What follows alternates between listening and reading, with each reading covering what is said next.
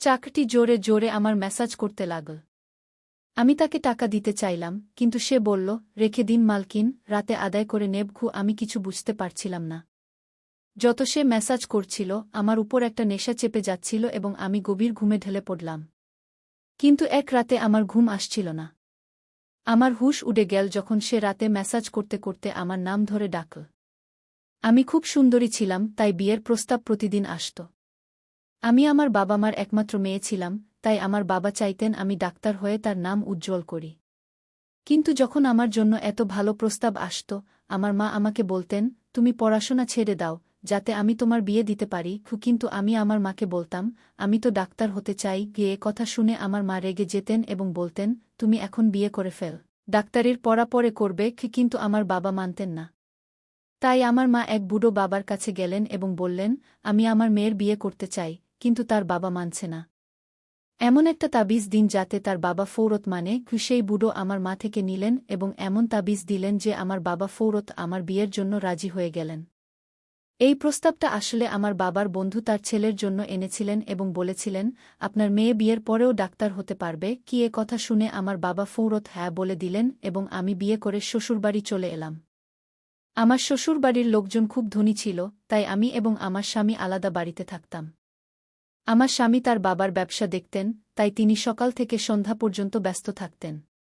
আমি তার বাড়িতে গিয়ে সেখানকার আরামায়েশ দেখে হতবাক হয়ে গেলাম। আমার স্বামী আমার সেবার জন্য অনেক চাকর রেখেছিলেন।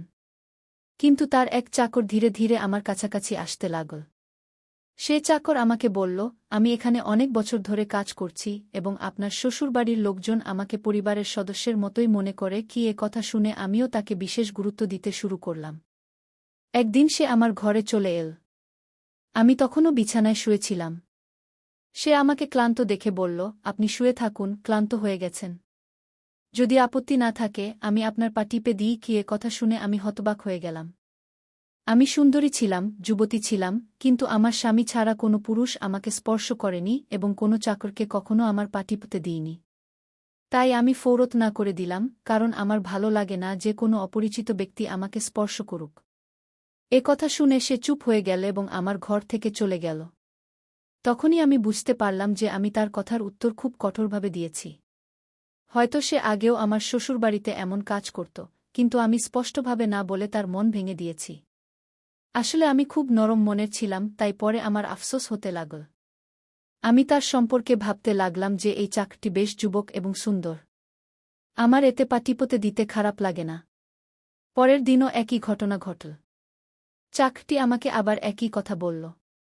আমি সেদিন খুব ক্লান্ত ছিলাম, তাই আমি আমার পা বিছানা থেকে নিচে নামালাম এবং তাকে বললাম, তুমি আমার পা টিপে দাও। এ কথা শুনে সে খুশি হয়ে গেল এবং আমার পা টিপতে শুরু করল।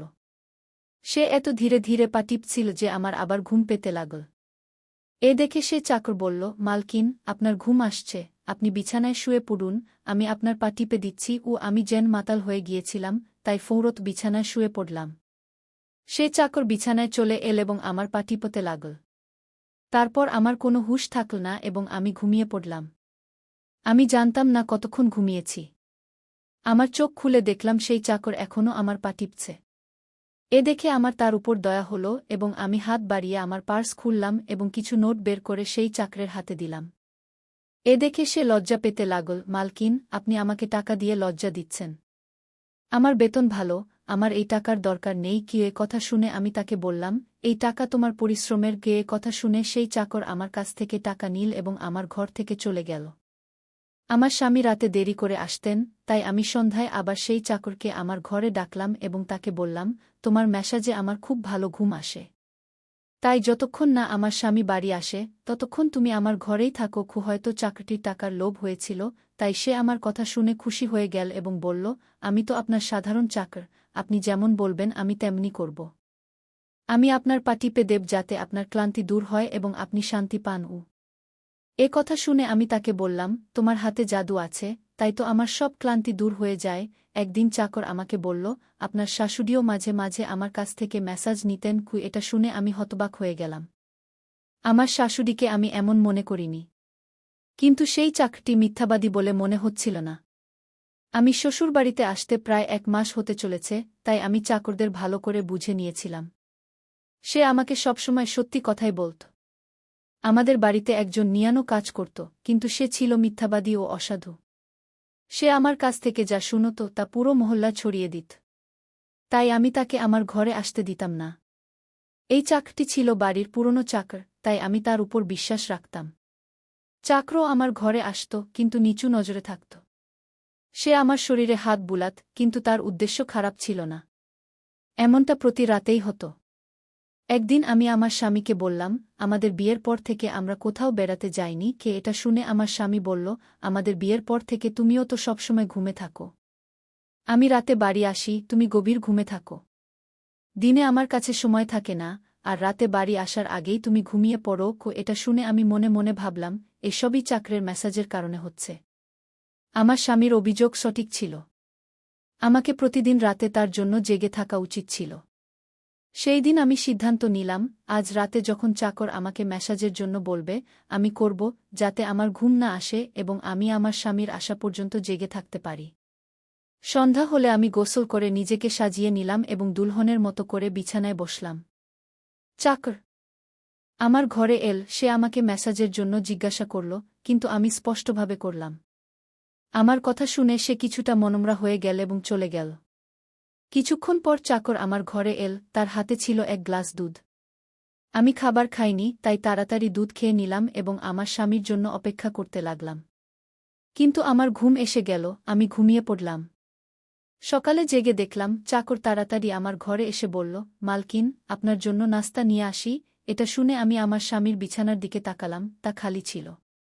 এটা দেখে চাকর বলল, মালিকের জরুরি কাজ ছিল, তিনি নাস্তা করে চলে গেছেন।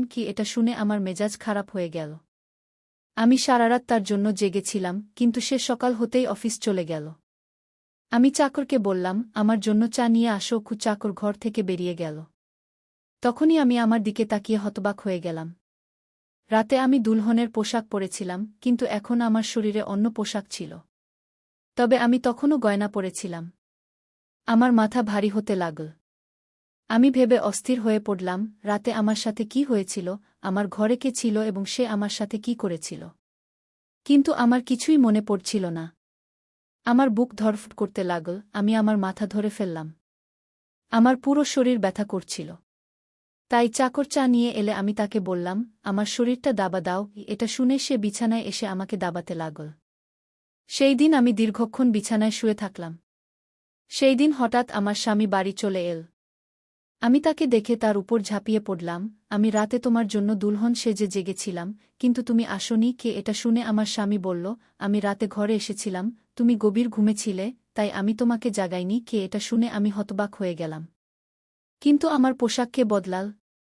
আর ঘুম পূর্ণ হওয়ার পরেও আমার শরীর কেন ব্যথা করছে? আমি বিভ্রান্ত হয়ে পড়লাম। আমার স্বামী বলল, ঠিক আছে, মেজাজ খারাপ করার দরকার নেই। আজ রাতে আমার একটি কাজের জন্য বাইরে যেতে হবে, তাই দেরি হবে। কিন্তু এখন আমার ৩-৪ ঘন্টা সময় আছে। যদি তুমি বলো, আমরা এখনই কোথাও বেড়াতে যেতে পারি। এটা শুনে আমার মেজাজ নিজে থেকেই ভালো হয়ে গেল। সঙ্গীত। আমি তাকে বললাম, হ্যাঁ, কিন্তু তুমি কেন জিজ্ঞাসা করছো? এটা শুনে চাকর বলল, আমি আপনার চাকর, কিন্তু আমি আপনাকে এই পরামর্শ দেব, আপনি বাইরে যাবেন না, কারণ আপনার শরীর ক্লান্ত হয়ে যাবে। এটা শুনে আমার রাগ উঠে গেল। আমি তাকে বললাম, তুমি আমার চাকর, আমার স্বামী হওয়ার চেষ্টা করো না। এটা বলে আমি বাইরে চলে গেলাম। জানি না কী কারণে আমার এত রাগ হয়েছিল। আমি সেই চাকরকে ভালো করে বকা দিলাম। সে তার অবস্থান বুঝে গিয়েছিল। তাই যখন আমি বাড়ি ফিরলাম, সে আমার সামনে আসেনি। আমার স্বামী আমাকে গেটে নামিয়ে আবার বাইরে চলে গিয়েছিলেন। যখন আমি ভিতরে এলাম, আমার পুরো শরীর ভীষণ ব্যথা করছিল। সম্ভবত আমার শরীর ম্যাসাজের অভ্যাস হয়ে গিয়েছিল। তাই রাত হলেই সে ম্যাসাজের জন্য ব্যাকুল হয়ে উঠত। কিন্তু আমি সেই চাকরকে রাগান্বিত করে দিয়েছিলাম, তাই আজ সে আমার ম্যাসাজ করতে আসেনি। কিন্তু আমার তার দরকার ছিল।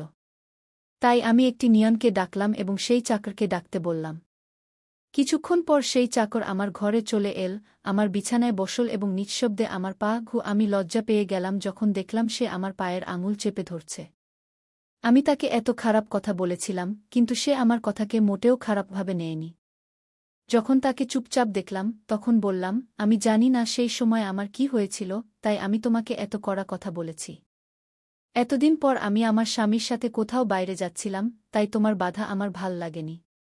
তাই আমাকে ক্ষমা করে দাও। আমি তার মালিক ছিলাম এবং তাকে এই কাজের বেতন দিতাম, কিন্তু এখনও আমার মধ্যে মানবতা বেঁচে ছিল। তাই মালিক হয়েও আমি চাকর থেকে ক্ষমা চেয়ে নিলাম, কারণ সে যদিও চাকর ছিল, কিন্তু সে একজন মানুষও তো।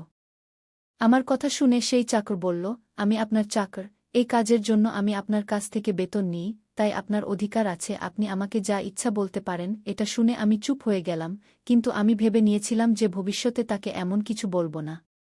সে সেই রাত অনেকক্ষণ পর্যন্ত আমার মালিশ করতে থাকে এবং তারপর আমি ঘুমিয়ে পড়ি। আমি জানতাম না চাকর কখন আমার ঘর থেকে বেরিয়েছে এবং কখন আমার স্বামী বাড়িতে এসেছে।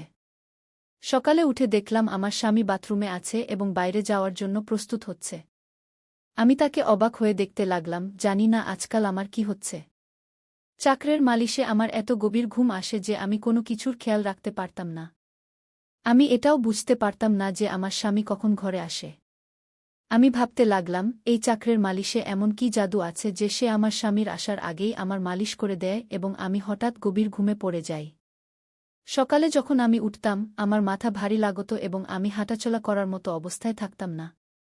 কিন্তু এই কথা আমি আমার স্বামীকে বলিনি, কারণ আমি চাইনি যে সে জানুক আমি সেই চাকর থেকে মালিশ করিয়ে নিই। একদিন আমার স্বামী দিনের বেলায় বাড়িতেই ছিল। আমি চাকরকে বাড়ির সব কাজ করালাম, তাকে আমার ঘরে আসতে দিলাম না। চাকর বাড়ির সব কাজ করত এবং মালিশের কথা কারো সামনে মুখ থেকে উচ্চারণ করত না। আমিও চাইতাম যে এই কথা কেউ জানতে না পারে। এই সময়ে যখন আমার স্বামী বাইরে যেত, আমি সেই চাকরকে ঘরে ডেকে নিতাম। কিন্তু একদিন আমার স্বামী হঠাৎ বাড়িতে চলে আসে এবং আমি ঘরে ছিলাম। এটা দেখে আমি খুব ঘাবড়ে গেলাম এবং ভাবলাম যে স্বামীর আসার আগে চাকরকে তাড়িয়ে দেব। কিন্তু এই চাকর খুব বুদ্ধিমান ছিল, আমার স্বামীর আসার আগেই অন্য কাজে লেগে গেল এবং আমার স্বামীর কিছুই টের পেল না। আমি বাড়ির নারী চাকরদের কাছ থেকেও মালিশ করিয়ে নিতে পারতাম, কিন্তু সেই চাকরের হাতে এমন কি জাদু ছিল যে আমি তাকে প্রতিদিন আমার ঘরে ডেকে নিতাম। আমি জানতাম না আমার কি হয়ে যাচ্ছে। যে রাতে আমি চাকর থেকে মালিশ করাতাম না, সেই রাতে আমার পুরো শরীরে ব্যথা হতো।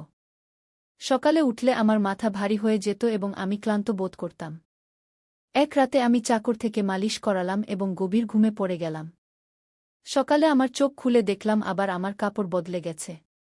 এ কি কাণ্ড! কে এমন করছিল? আমার স্বামী কি আমার সাথে এমন করছিল? আমি ভাবনায় পড়ে গেলাম। আমি আয়নার সামনে গিয়ে দেখে হতবাক হয়ে গেলাম, আমার পুরো শরীরে লাল দাগ পড়ে গেছে। এ কি দাগ? আমি আমার শরীরে হাত বুলাতে লাগলাম, যেন এই দাগ মুছে ফেলতে চাইছিলাম, কিন্তু তা হল না। পরের দিন আবার আমি আমার শরীর দেখলাম, দাগ কমার বদলে বাড়তে শুরু করেছে। আমি ভয় পেয়ে গেলাম। ঠিক তখনই আমার ঘরে চাকর চলে এল এবং আমাকে মালিশ করতে বলল। আমি সেই দাগ লুকাতে চেয়ে তাকে বললাম, আজ তুমি শুধু আমার পা দাবিয়ে দাও। সে আমার থেকে কিছু জিজ্ঞাসা করল না, কিন্তু আমি ভিতরে ভিতরে ভয়ে কাঁপছিলাম। যদি কোনো দিন আমার স্বামী এই দাগ দেখে ফেলে, তাহলে আমি তাকে কি জবাব দেব? আমি এই ভেবে ভেবে ক্লান্ত হয়ে পড়েছিলাম, তাই বালিশের উপর পা রেখে দিলাম। চাকর আমার মালিশ করতে লাগল, আমার চোখ ঘুমে ঢুলে এল। ঠিক তখনই চাকর এমন একটা কথা বলল যে শুনে আমার হুঁশ উড়ে গেল। সে আমাকে বলল, মালকিন, আপনি আমার খুব ভাল লাগে। আমার চোখ খুব ভারী হয়ে এল, আমি তার কথা বুঝতে পারলাম না, এবং তারপর আমি গভীর ঘুমে পড়ে গেলাম। সকালে আমার চোখ খুলে দেখলাম আমার স্বামীও বিছানায় শুয়ে আছে।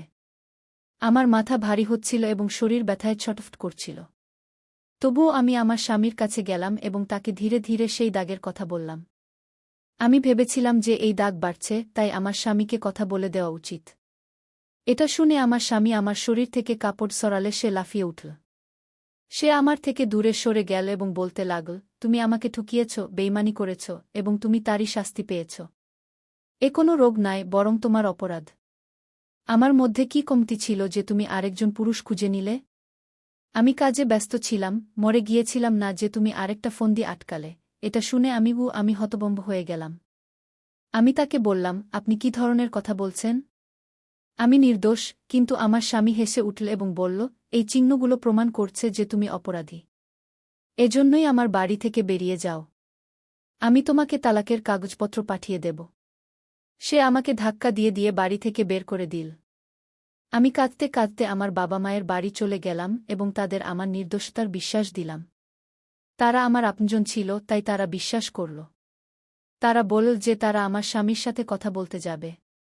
কিন্তু তাদের যাওয়ার আগেই তালাকের কাগজপত্র চলে এল এবং আমার হাসিখুশি জীবন ধ্বংস হয়ে গেল।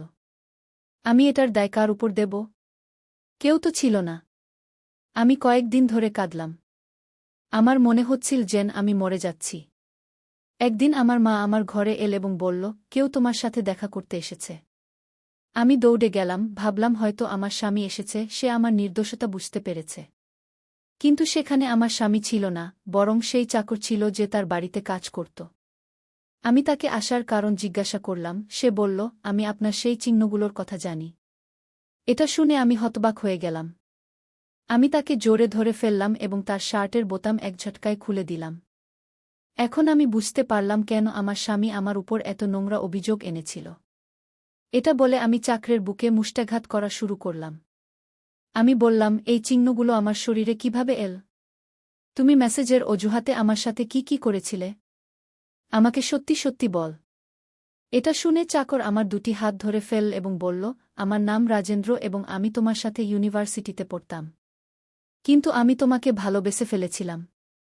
আমিও ডাক্তার হতে চেয়েছিলাম এবং ভেবেছিলাম যখন আমরা দুজনেই ডাক্তার হয়ে যাব, তখন আমি তোমার বাবার কাছ থেকে তোমার হাত চেয়ে নেব। কিন্তু একদিন তোমার সেলিনার মুখে শুনলাম যে তোমার মা তোমার বিয়ে দ্রুত করতে চায়।